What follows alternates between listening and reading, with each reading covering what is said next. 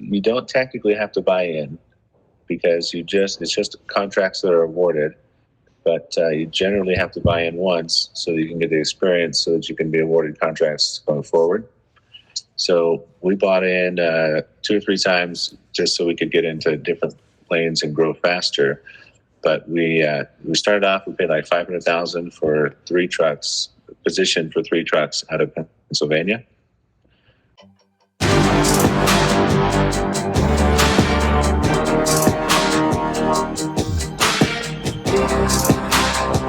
This is Thomas Griffith. He's a business owner, a fleet owner. He has a bunch of trucks. And like I said, we're going to get into his story today. So tell me a little bit about yourself and basically how you even got into trucking to begin with.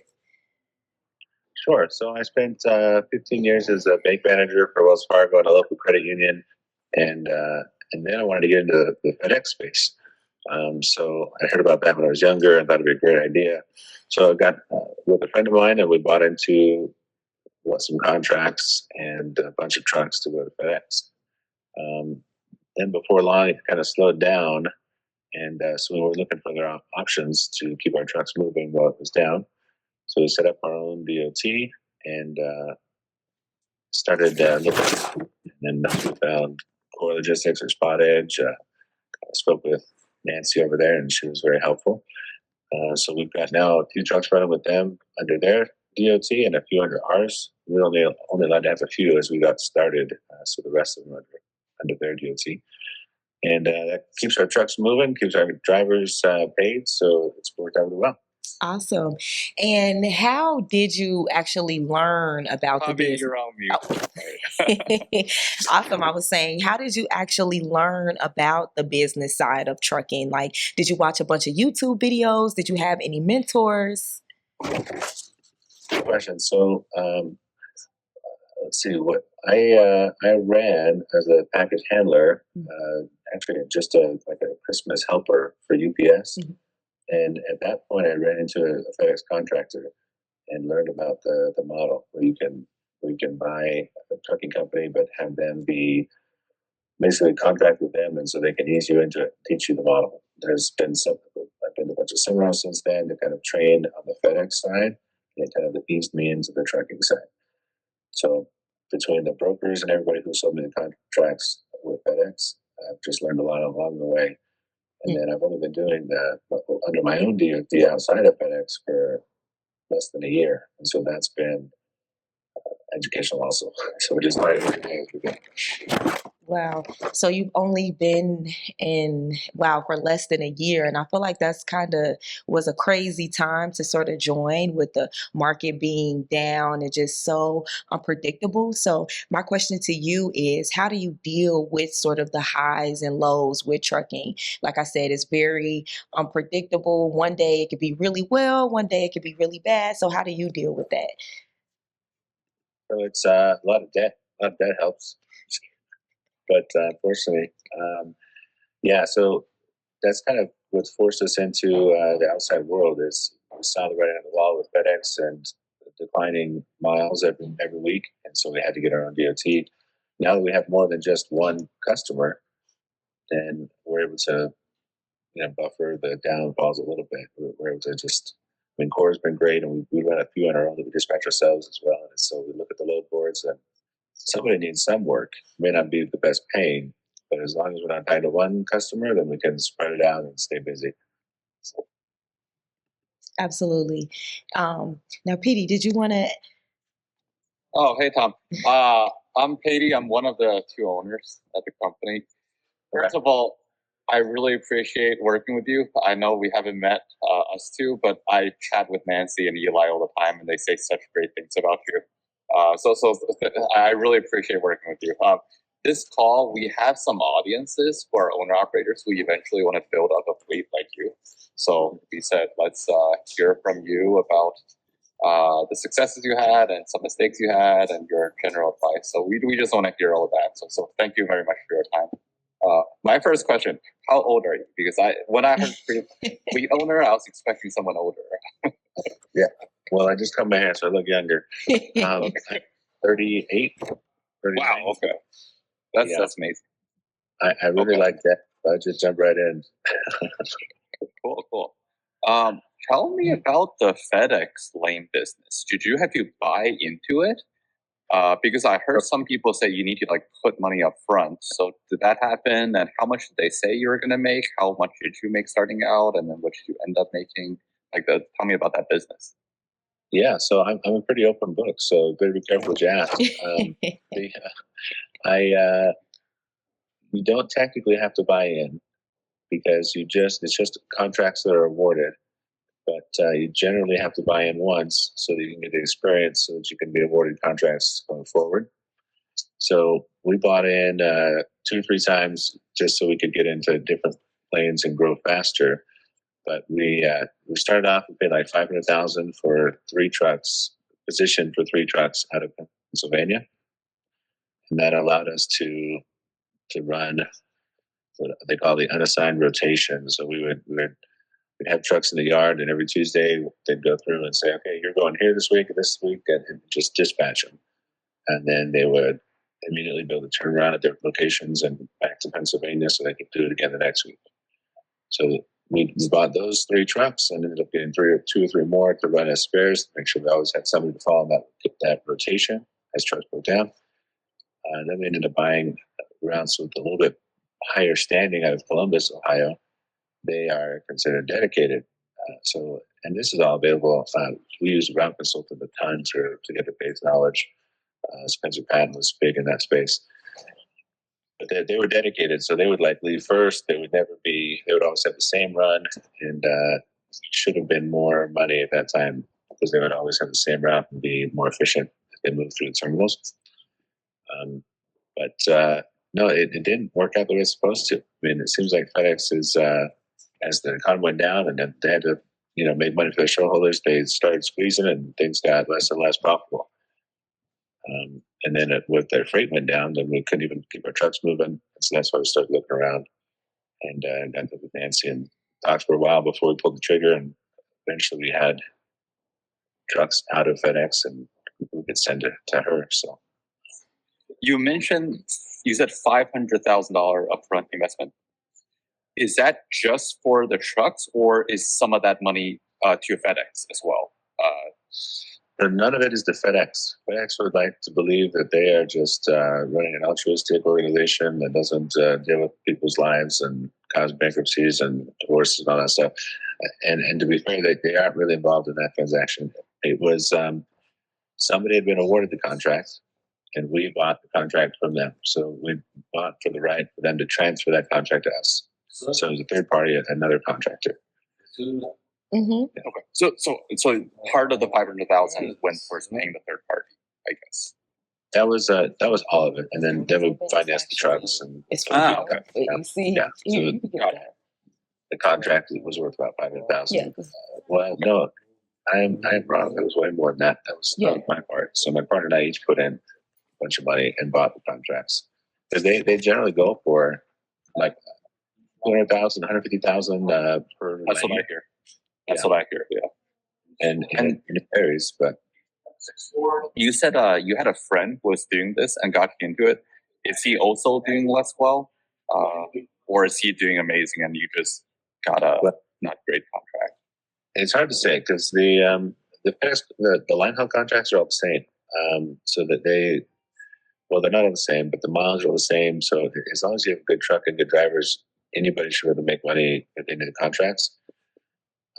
I'm also in the pickup and delivery space. And that's a different game. But the line haul, they should all be pretty similar. So it's just about the guy who got us in, who we bought him from.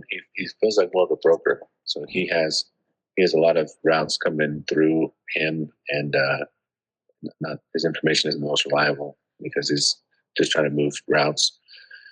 But it was good to get us in because that's how he gets paid, getting people started in the system. So it was helpful.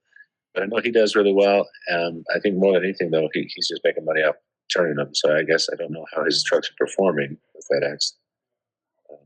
Other contractors, I mean, it seems like in the industry, there's like 6,000 DOTs that go dark every month or something right now. I mean, trucking is the leading indicator for the economy, and we're just not doing great in the economy. So Well, hopefully they'll pick up soon. Feeling it. Yeah, well, we will be the first to know, right? Yeah, exactly. So I guess to the audience listening, most people don't have $500,000 and a partner with another $500,000. I guess did your bank connections from being a bank manager before that must have helped a lot, or was it a lot of personal debt? Like how did that So happen? my path was a little bit different. Like you said, I got in early, kind of like the teenagers that live the van life before working 40 years and retiring. I just jumped in because I was good at debt, right? I figured out I know how to finance debt. We had other businesses, and it came during the time of the PPPs and the idle loans, and so we did a little bit of lending from one to the other in order to saddle myself with way more debt than I should have. So it's long term. Who knows if it'll be a good idea? But I was able to get into debt really well. Did you have any experience with semi trucks? Because buying the first few trucks, did you buy used trucks? That might be a bit scary, right? But I guess you're in the auto business, so maybe you have some mechanics to check it out. I do. I have a couple other businesses in that space, but really, what helped us get in for insurance and loans was to say, "Hey, we have a contract with FedEx." So when you feel comfortable, as we're trying to get into the outside FedEx space, it's like we can't even find insurance that will take us, and Turkey without that FedEx contract. Tavi, that's most of my questions. I'll defer to you if you have more. Yeah. So, is there anything, even though your journey is pretty short so far, but is there anything that you would change about your journey? We need to have better controls on our finance. We don't have enough manpower, administrative power to see what's working well. Mhm. I think that's one downside of starting with FedEx is we started with the customer and the market, and we just tried to put trucks on as fast as we could to satisfy the customer. Whereas starting outside, we're kind of restarting and saying, okay, now what kind of trucks we need? Where would we best deployed? Because there's a huge range of profitability between the different loads that we can do and the different, local versus OTR. So we've shifted from, we tested the water with one or two trucks with Spot Edge, and then we've put more on recently. And as they manage their stuff so well, we'll probably end up putting more on because that's one thing in the back office that we don't have the strength for yet. So our trucks are either at FedEx or we've got to figure out where to put them. It seems like the ones at Spot Edge return better on the investment. So. I have a question. When you started with FedEx, how did you recruit drivers? Because that's that's a pretty tough challenge, and a lot of new trucking business owners struggle with that. So what did you try out? What worked? What didn't? How hard was it for you? Yeah, it was definitely hard. I remember the first team that we recruited was February 14th. It was like we paid for their Valentine's getaway, and then they came to work for us right after. We had to do something, right? So they were actually like my cousins or something. We had a lot of familiar, drivers to begin with. And then it seemed like recruiting from the driver's perspective was a lot easier. So we started with referrals and getting promoted to driver manager, and so that's when your big task is to talk to people. It's really hard because Indeed, and we tried Indeed, we tried Monster, there's another one called like Truck Buddy or something that they're using.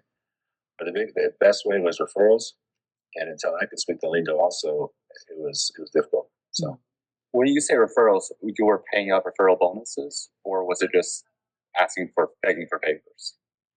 it was a little bit of both. I mean, we definitely overpaid our first drivers so they could, dock us up. I mean, we paid some guys like cents a mile or more, and it seems way too much.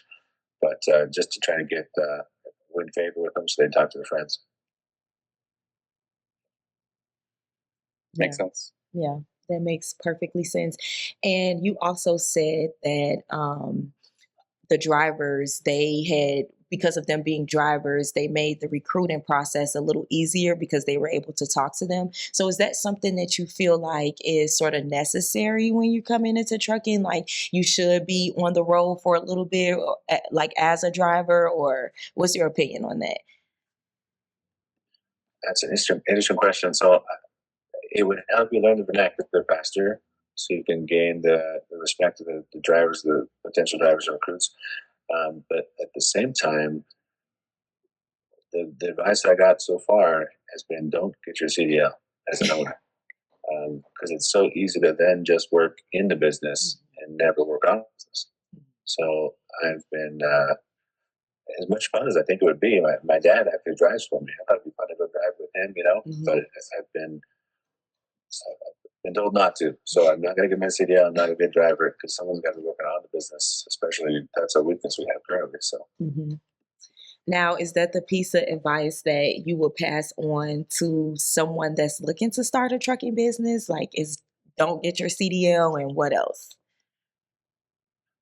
That's so hard. That was my path, and I can see what weaknesses that's highlighted for me. I know others, if they spend a little bit of time in the business, then they'll be able to know when the drivers are blowing smoke and know how to do the job more efficiently. So that could be a benefit as well. Um, for me, I just need to focus on the admin side. So that's been working. Yeah, it's been working for me, and then just have a good manager who's a driver with experience. Gotcha. Now, I have two fun questions that I want to ask you just to sort of test your knowledge, your trucking knowledge. The first one is, what is the longest interstate highway in the United States? What's the longest? Oh man, you put me on the spot. I don't know. Uh, I would guess it's either, well, there's probably one that goes north to south up in Alaska. I mean, what is that? Highway 1? Oh, Interstate 90. So that's almost 3,100 miles long, and it runs from Seattle, Washington to Boston, Massachusetts. So that's the longest highway. And then my second question is easier. It's a true or false, and it deals with east and north. So interstate highways that run east and west have even numbers. Is that true or false? yeah, that is even, yeah, true. Oh, good job. Right. Yep, that's true. Because if the interstate has an a even number like I-80, it runs east or west, and then odd numbers like I-35, north and south. And then the three numbers like I-280, those are like around the cities and Ring roads, connects yeah. interstates. Okay, not bad, not bad. Now, when do you plan on retiring, or are you in it to the end? Yeah, we're nowhere near that now. We're still grinding, Yeah. not even making much money. So we're still a ways from that. But as I look around, it seems like not even be a plan ever. Like it just keep having fun, keep playing the game, to stay alive, stay active. So I don't know, retirement. I might take more vacations than I have in the last 5 years at some point, but I don't think I'll retire for a long time. Yeah. And then I just want to know your opinion. So, as the market changes, as trucking changes, the world, honestly, we see more like tech AI being incorporated into trucking. Like there's auto trucks, etc. So, down and in the near future, is that something that you would be interested in, like switching over and getting like fully auto trucks, or do you think you're always going to want to like have your drivers, etc.? So I think if I understand the question, you're saying, how would I feel about doing like the automated, like driverless trucks? What you're saying? Yeah, I mean, I don't think that we'll ever get there. I think the Tesla model with at least an operator observing would be the first that anyone would feel comfortable with. But definitely as a business owner, we like having just machines that make money. So I could see how if it gets, you know, proved over time, then it would be somewhere we'd adopt quickly. So Yeah. Anything you want to add? Oh, I was still curious about the FedEx. So the contract you bought into, it's probably worth money? Because it sounds like you're doing less of it now. Can you sell it, or have you already sold it, or it's not worth it to sell it? Like, can you talk about that? Oh man, there's so many games in there, and I feel like I need to double check and see who my audience is again that I'm going to be sharing this with. I mean, it's going to be. I should have asked at the beginning, but this is going to be broadcasted or shared or is currently live. It is. It is. So just whatever you're comfortable with, and if you honestly, even if you want to cut some stuff out after, Yeah. we can do that. So far, I think we're good. So yes, so it should have some value, right? We have something called the A1 that tells us basically their commitment to us to what trucks they're going to keep moving and what level of commitment they have for our trucks. And so, like a strong, dedicated run should be worth $250,000. The trouble is, FedEx isn't an amazing partner, and so it doesn't always work out the way it's supposed to. And with the economy, again, they're one customer, so they do what they can, but if they don't have volume, they don't have volume. So the values of every contract has probably decreased quite a bit. I know on the P&D side even more. But so any value that it has, it's still there, but it's less. So we could sell, but we haven't sold. I guess that's not 100% true. We did break off a piece to sell to a friend who was wanting to get into the space. So he got a few of our contracted runs, and he started and is done well. So so yes and no. There is value there. It's lessened because of the economy, but hopefully it'll rebound when the economy does. Very helpful. Thanks, Tom. Yeah. At what point will you consider your business a success? So I've always had this definition of infinitely wealthy that I've strived for, and it's a little more modest than it sounds. But the idea is once it'll pay for our needs with having to be involved every day, and it'll just go out without needing to put in all the time. That would be a point I would celebrate. But I don't know. More and more, it seems like I need to get more into some peripheral stuff. It seems like just like the gold rush, people who guaranteed got wealthy in the gold rush were the outfitters, right? You guys have pivoted and become a dispatch and some other facets to your business.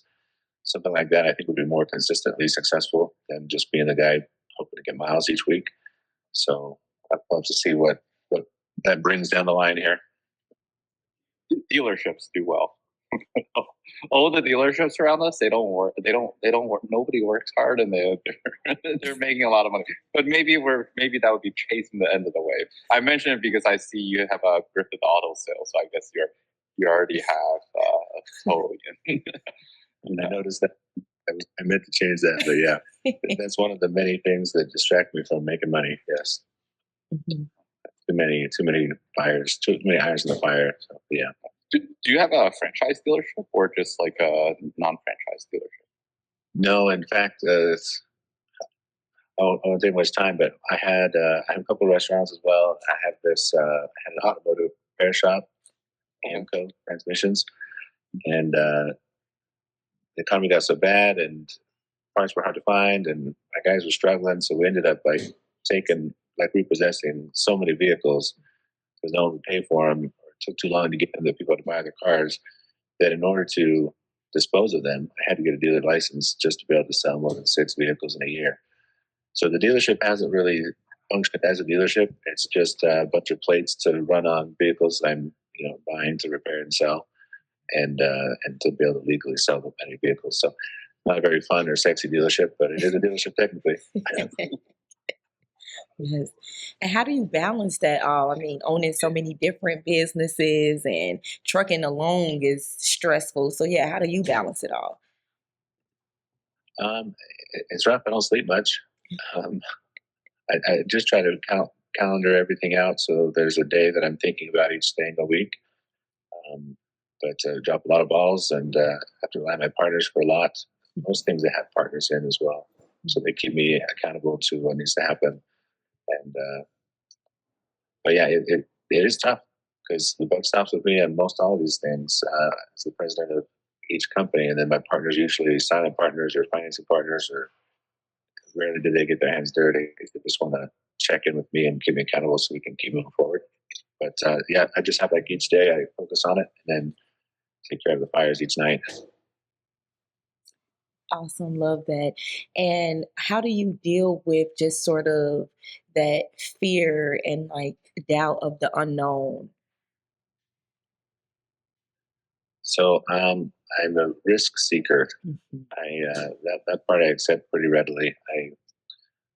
Yeah, I'm surprised if I feel more than 60% confident of any outcome. I just have to with what I have and try.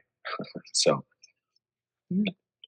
Awesome. I think that was honestly very, very well said. And I don't have any more questions. I just wanted to honestly thank you for joining this interview and just giving us so much insight, giving new truckers insight about opening up a business and running a business and just the ins and out of it all. So we appreciate you for working with us as well with your trucks. And any closing remarks that you have to say, Petey?